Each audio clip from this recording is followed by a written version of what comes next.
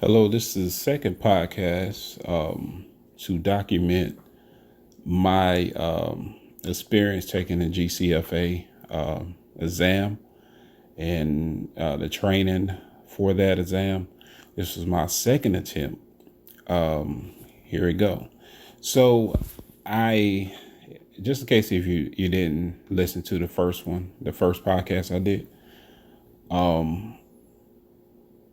I failed the first exam attempt with a 61%. You needed 71% at the time to pass. I failed that off 10% and jumped right back into my studying for this exam. I was very determined to pass this exam and really display these skills with my current employer and within my my personal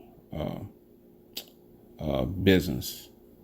So I jumped back into training and I tweaked the index that's allowed to be taken into the testing center. I tweaked that. I put everything I can think of. I went back through the course material to capture things that I probably missed the first time. So the tools and the artifacts, the terms. So I documented everything I could think of, went through everything, read through everything. Once again, I felt pretty confident going into the room that day. I just knew that I did everything I could possibly to pass this exam. So I walked into the testing site, and I felt pretty good. I wasn't nervous or anything. I knew last time I scored a 61%, and I needed 10% more to pass. And I felt like I did the work, and I had that 10%. So I sat for the exam. Not sure if you listened to the first one.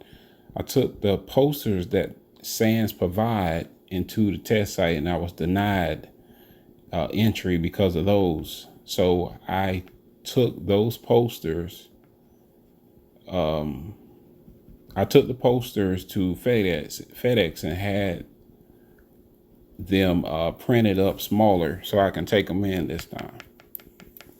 So that was one thing that I learned from the first experience was to take that to FedEx and get it done over so I can take it in and have it for the exam. So I did that. I sat into, I walked into the exam room and sat down at the computer and got ready to take the exam. Time is definitely still my enemy. I did a lot better than the first time, though. The first time I probably had to answer 30 questions pretty fast because I was running out of time. This time wasn't that bad. I probably had to do that with maybe 10 to 15 questions. So I did get better. The only thing I will say about that, the only way you can get around that is to know as much material as possible. So you really got to know this material. You really do. So I sat for the exam. I got through the exam. The exam is 3 hours. It's 3 hours. It's 115 questions covering the material. There's no trickiness in the questions to me. That's just my opinion. I didn't see anything that would trick you. So, I sat for the exam, got through the exam. One thing that did, one negative I had about it, I didn't get a lot of sleep because the anxiety that I was feeling because of this exam, I really wanted to pass. So I got through the exam, got to the last question, picked the last answer, and clicked the next button. And I failed the exam for the second time with a 65%. At the time, you needed 71% to pass. I failed with a 65%.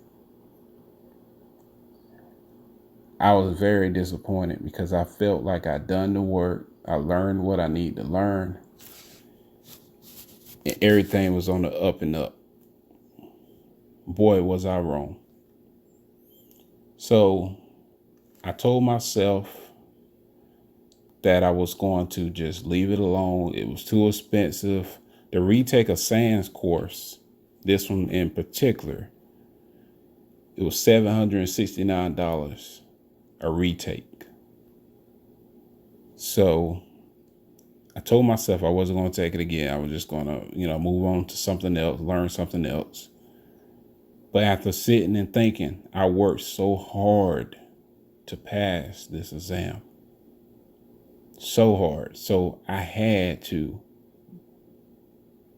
try it one more time, because they give you 3 chances. And if you fail all 3 chances,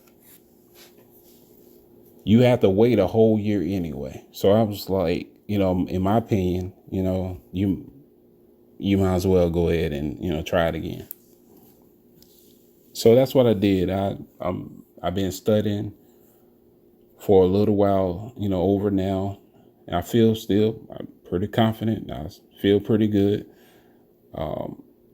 This time I just made sure that I understood the tools a little better, and what the tools are actually trying to do, and why it is necessary in the field of digital forensic incident response. So we will see if I succeed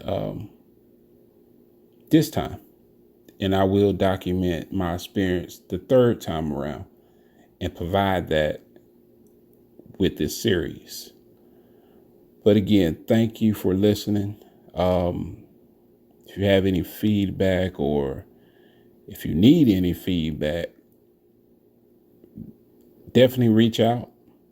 I'm here for you, and we can get through this together. It's a tough exam.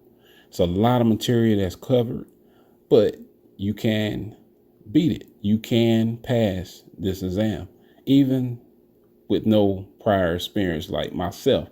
I didn't have any experience in digital forensics. So to get a 65% on something like this, 115 questions, that's an accomplishment in itself. So yeah, just stay tuned for the 3rd part to this. After I pass this exam, I'll report back. This is Lamar's, and I thank you for listening to me.